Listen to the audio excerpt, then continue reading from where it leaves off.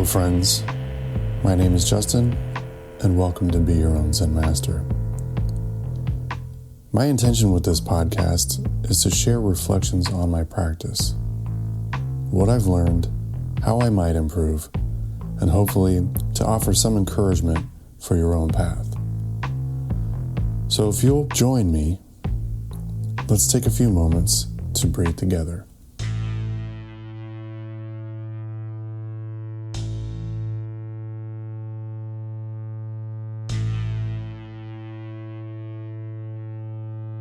I've been reading Guagu's book, The Essence of Chan, which explores Bodhidharma's teaching on 2 entrances and 4 practices. There's a few passages that have been sitting with me. We must practice without chasing after enlightenment.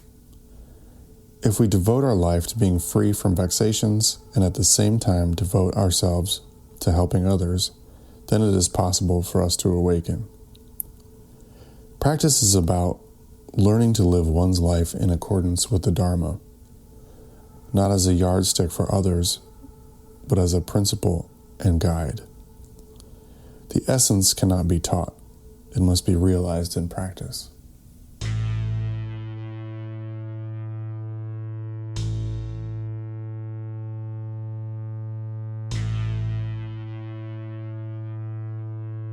That phrase keeps coming back to me. Live one's life in accordance with the Dharma. Not study it, not talk about it, not create content about it, live it.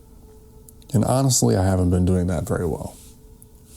For a while, I was caught up in sharing teachings, writing scripts, posting quotes. It felt meaningful at first. I was filtering out negativity, focusing on wisdom, trying to pass along something positive.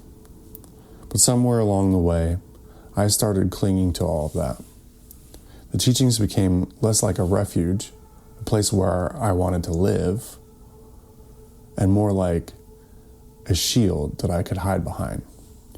When life got busier, when I couldn't keep up with the content creation, everything started falling apart. Instead of simply living the Dharma as part of my daily life, I was desperately trying to grasp it, to get back something that couldn't really be grasped in the first place. And when you're not present, when you're resisting what's actually happening, things come out sideways.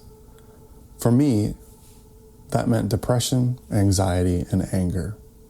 All the things I thought I was protecting myself from. The problem was that I wasn't doing the most basic thing, sitting and breathing. I had all these ideas about practice, all these ways of sharing practice, but I wasn't actually practicing.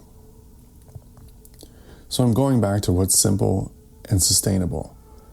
And by simple, I don't mean easy. I mean direct, uncomplicated, honest.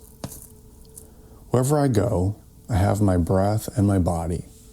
I can sit down, breathe, and just be present with whatever is actually happening in the moment. Not what I think should be happening, not what I wish were happening, but what is. That's the foundation everything else grows from.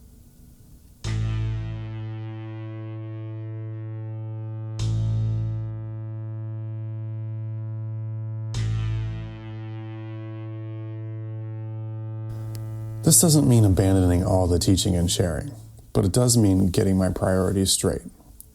The practice comes first. The living comes first. Everything else, the podcasts, the posts, the conversations about the path, those are what naturally arise when you're actually walking the path, not trying to perform it. There's something Guagu writes about earnestness that really strikes me.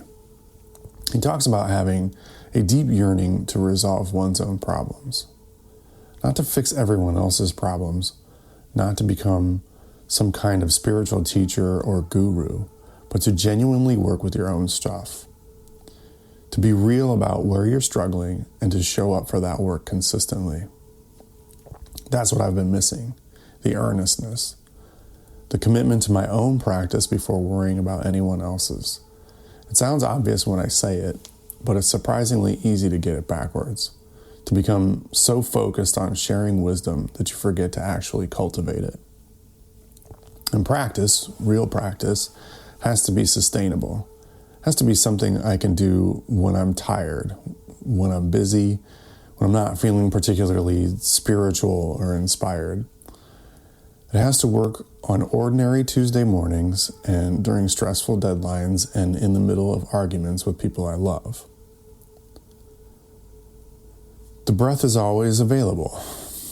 The breath is always available. The body is always here. Well, I wouldn't say always, but the body's here while we have it.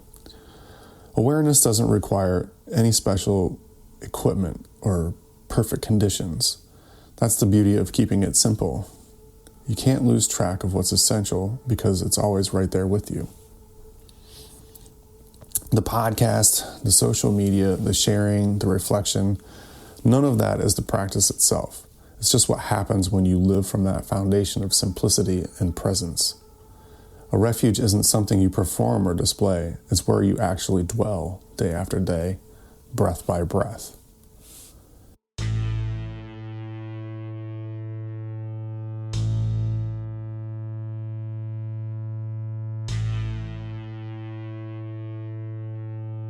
So that's where I am now, learning to dwell there first before trying to share anything about it. Learning to live the practice before talking about the practice. Maybe you're in a similar place. Maybe you found yourself performing your spiritual life instead of living it, or clinging to ideas about practice instead of just practicing. Maybe you've been so busy talking about the path that you've forgotten to walk it. If any of this resonates, I'd invite you to join me in coming back to what's simple: your breath, your body, this moment. That's really all we have anyway. It's really all we need.